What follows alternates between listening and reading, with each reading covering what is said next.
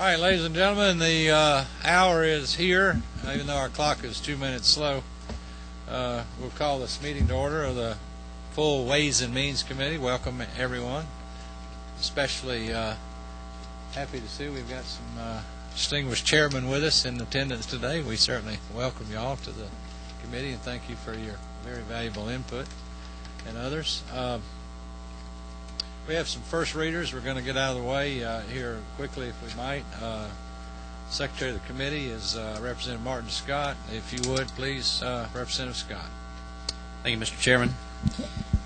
First bill is HB 1121. It is to amend Code Section 4883 of the Official Code of Georgia annotated relating to exemptions from sales and use tax and for other purposes. Assign that to our Sales Tax Subcommittee. HB 1135 to amend Code Section 4883 of the Official Code of Georgia annotated relating to exemptions from sales and use tax and for other purposes. Also our Sales Tax Subcommittee. HB 1139 to amend Code Section 4883 of the Official Code of Georgia annotated related to exemptions from sales and use tax and for other purposes. Sales tax as well. And HB 1144 to amend Code Section 833 of Official Code of Georgia annotated relating to definitions relating to housing authority and redefine private enterprise agreement to repeal conflicting laws and for other purposes. Our Income Tax Committee, please. HB 1146 to amend Article 2, Chapter 7 of Title 48 of the Official Code of Georgia annotated relating to imposition. Wait a minute. Did you say 1146? Oh, yeah. 47 maybe is the next one.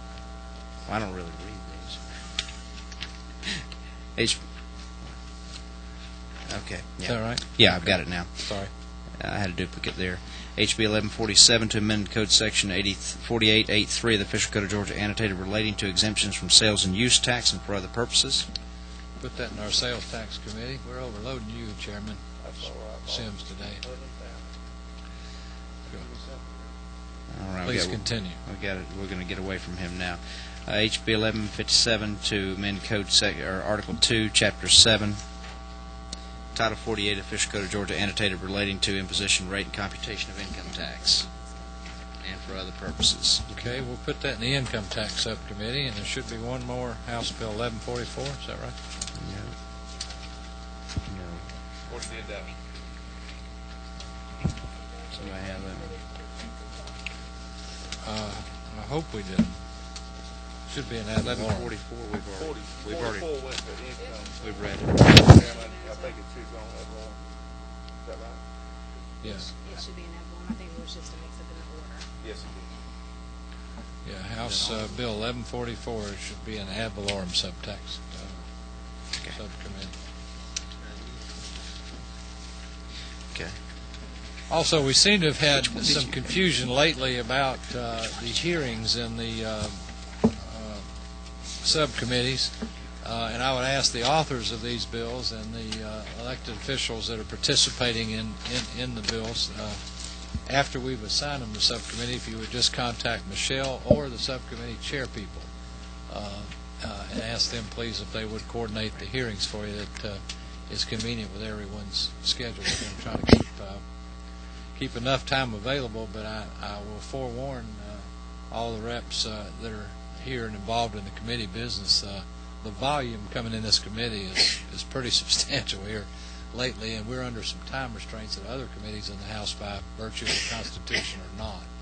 So you might want to rethink about asking for your hearings pretty soon if you want your legislation to move through the process accordingly. We do want everything to get a fair and impartial hearing that's possible that can. Okay, that concludes the first readers. We've got Chairman Jeff Lewis. Do you have a report to the full committee from the Income Tax Subcommittee? Yes, sir, Mr. Chairman. Thank you. Earlier, your subcommittee on income tax met and considered House Bill 1107, and we recommend it to the full committee with a do-pass recommendation. Thank you, Chairman Lewis. The chair now recognizes Governor's floor leader, Representative Jay Roberts, to present House Bill 1107. Thank you, Mr. Chairman. On behalf of the governor, I bring to you today House Bill 1107. It's the Land Conservation and Tax Credit and Grants bill. What this bill basically does is it creates an income tax credit of incentive for the donation of conservation land or easements. It allows taxpayers to claim a credit against state income tax liability of 25% of the fair market value of the donated property, up to a maximum credit of $250,000 per individual or $500,000 per corporation. We believe that this helps to increase financial incentives for a willing landowner to participate in the land conservation program, and that the land remains in private ownership and places land into conservation for perpetuity, which means forever. So if you elect to go into this conservation tax credit, you need to understand that it is perpetuity, which means forever. It also protects, we believe that it will protect a significant amount of land at a much lower cost than by purchasing land as far as the state goes. There's actually right now 10 other states that actually has this legislation in. Mr. Chairman, I would be glad at this point to answer any questions and all that there might be on this piece of legislation so that we might discuss it. Well, I hope so. I certainly think this is monumental legislation, and I certainly laud the governor and his staff and their efforts to participate in reasonable conservation in this most beautiful state that we're all so fortunate to live in. I hope the committee does have some questions. It's a tremendous inducement. You know, as we all know, tax credits are dollar-for-dollar credits against tax liability. You contrast that against deductions. Anybody in the tax business will tell you there's a significant difference in that, and so this certainly does constitute a significant inducement for philanthropic Georgians to participate in meaningful, really beyond our lifetime conservation. So I would open up, be glad to recognize anybody on the committee for the purpose of questions now, and then if anybody else would like to make any statements later, I'll recognize you for that reason. But for now, are there any questions for the author of the bill? The chair recognizes Representative Flood. Excuse me. I'm sorry. Mr. Chairman, I had a question regarding the tax credit. The credit is an amount that would not exceed $500,000 or 25% of the value of the land, whichever is less, and that would be a credit applied to the landowner's tax liability. Assuming that the liability is less than that amount, let's say $500,000, will that credit be allowed to be carried over into future years, and for how many future years, if so, would that credit be allowed to be carried forward? It would be carried over for 5 years. Okay. Carried forward, I think, is the accurate terminology. Sometimes in tax law we actually can go back 3 years. This does not provide for that. But in those situations where you see tax in what we call net operating losses and so forth that sometimes are able to be carried back for amended returns, it's typically only as much as 50% of the tax liability that can be used against. I think it's significant in this bill that you can use it against 100% of your tax liability, but it's $500,000 for corporations that have tax liability, but only $250,000 for individuals. That was a very good. But in both cases, the amount would be carried forward. Carried forward up to 5 years, and then after that, it's off. Great. Thank you. Thank you. Other questions? Yes, sir. Chair recognizes Representative Borders. Thank you, Mr. Chairman. A few years ago, I gave a building away to a nonprofit, a city charitable organization, and I took that deduction against my federal and my state income taxes. This would be on top of or supplemental to what I had done at that time with my state taxes. You know, this credit. Well, would it this credit would be in addition to deduction, and again, differentiated deduction from a credit. Credit actually is dollar for dollar tax liability. The deduction would be the market value. 25% of the market value. This is great legislation. Thank you. Thank you, Representative Morris. And I guess another part is every conservation easement you can draft your own plan. I know that in the agriculture community there was a question that was proposed about if they decided to put this into that, could they end up building an equipment shelter or a pole barn, essentially. And the answer to that is if you draft it, when you're drafting that conservation easement agreement, that if you put it in there, then you can do so. Chair recognizes Representative Martin for the purpose of a question. Thank you, Mr. Chairman. If the Chairman will allow, I have two separate questions. One, Mr. Forlater, the $250,000 for an individual, $500,000 for the corporation. If there were such individuals out there, why would we not allow them the $500,000 also? I imagine that would be few and far between, but was there any thought given to that? And I'm sure there was, and reasoning for it. And the second question, I just want to make clear. Okay. Yes, sir. He's easy to confuse. Basically, this legislation was modeled after North Carolina, and that's North Carolina's had this in their laws for several years now, and that's what they've been using. It was basically seen as $250,000 for the individual because most of the time an individual is not going to exceed that. As far as a corporation goes, when it comes to $500,000, we felt like that in the end that this would give an incentive for corporations, to most of the time larger landowners, to participate in this program and to put it in. One further question with regard to other tax credits that I've seen. One would not be able to take any sort of a deduction, as the chairman said, and then also take the gift as a credit, right? If land is given in this, you would not be able to double dip, so to speak, since it's a dollar for dollar credit. You would not be able to deduct and then to credit. If you give it, you're talking about either the grant. I'll let you, but if you're talking about the granting of the easement is separate and apart from the actual conveyance. This bill allows for the conveyance or the gifting of the property as well. Even the credit, though, is for both of those eventualities.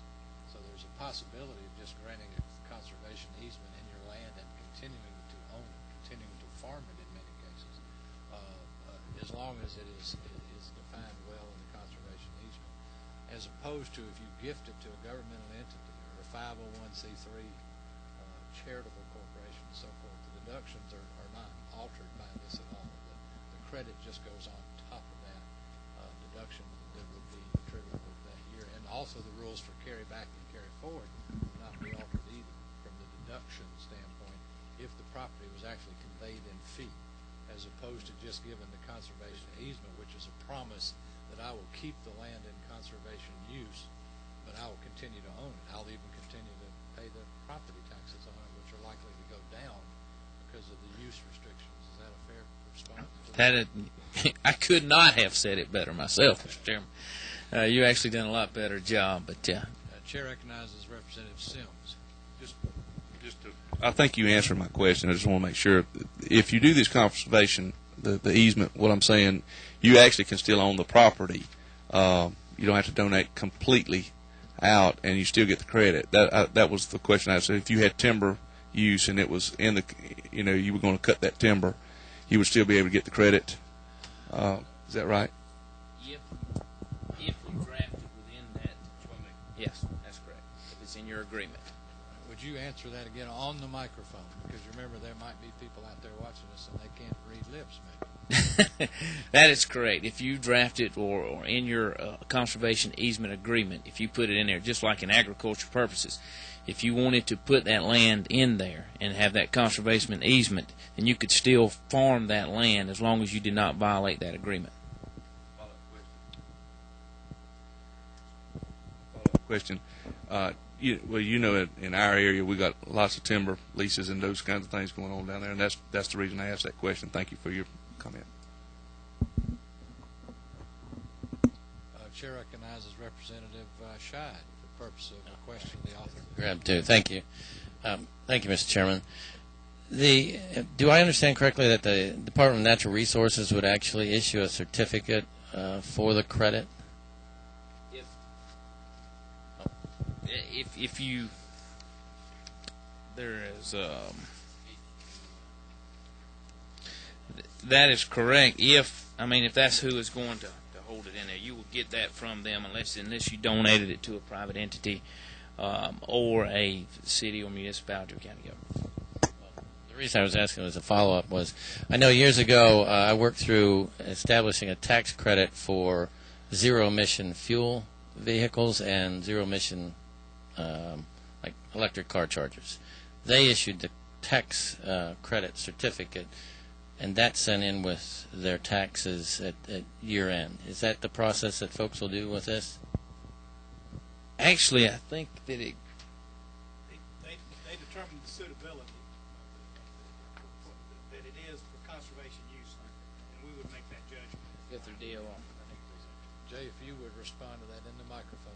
They're not able to hear him on the internet. It would go, I think you would see that it run through DOR, Department of Revenue. It would be the ones that would be determining, yes. The certificate, and I think that the bill requires it be filed with your tax return. The certificate correct. has to be That's filed as a correct. qualifying document. Chair recognizes Representative Sims. DNR is in there because of maybe wanting to establish wildlife management areas and those kinds of areas, and conservative areas. Am I not correct in that regard? They would play a role in it.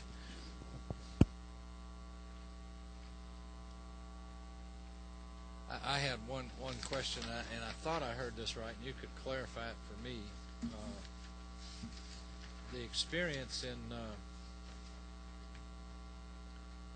North Carolina in dollar bills as far as the cost and revenues. I heard that testimony this morning. Do you recall what the overall cost, since I believe this law has been in existence since 1983 in North Carolina? Was that right? That is correct. It has been in there, and the fiscal note refers to that.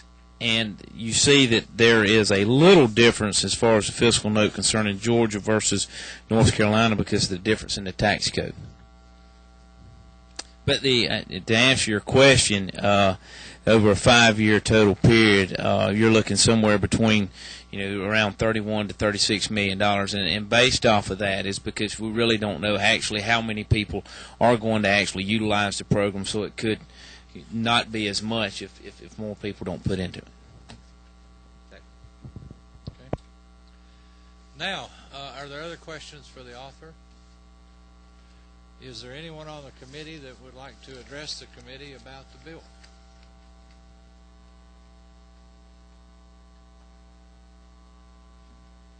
Hearing no comments in that regard, what's the pleasure of the committee? Have a motion do pass. I have a second. Is there any further discussion? Hearing none, all in favor of the proposition do pass, please signify by saying aye. Aye. Opposed, like sign. Bill carries. We'll report it to the Rules Committee. Thank you, ladies and gentlemen. Thank you, Mr. Chairman. Further Thank you. business come before the committee. We stand adjourned.